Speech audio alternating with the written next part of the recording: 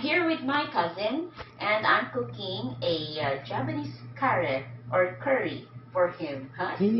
First, you need to have this kind of cubes. This is the curry cubes you can find in any supermarket here in Japan. Except in Lapan. Except in Lapan.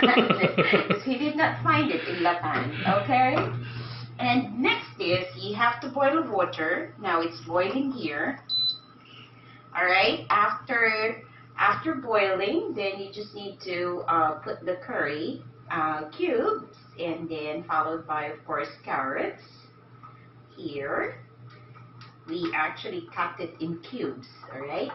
Make sure that you cut all the, ingredients, the same, the same cut, okay? Same size as well. So that when it cooks, well, they will be cooked evenly. Alright. Now, we put the potatoes.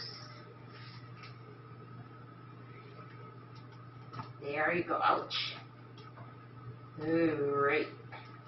Well, I'm not really a cook, but I'm only cooking today because my cousin is here. Okay?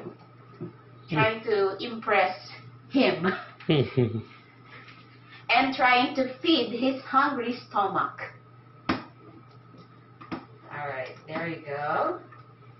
And of course, he likes mushrooms. So this is a kind of, a special type of curry, because usually we don't put mushroom in a curry.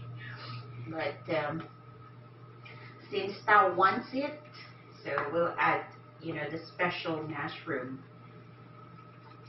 Alright, as you notice, because I am alone here, so I only have a very, very small kettle and small pan, so I'm actually cooking it separately.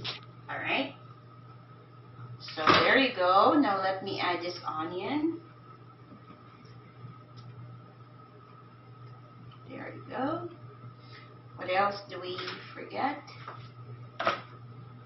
And then this mushroom here, which I sliced earlier while he was in the pan. Alright.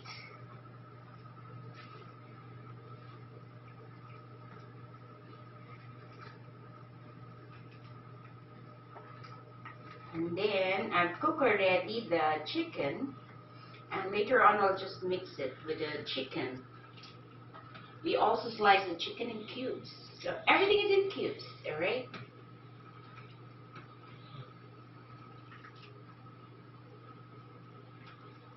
And then, for me, I find curry more palatable if you add a little of honey, a little of sweet. Let me get one. Ha.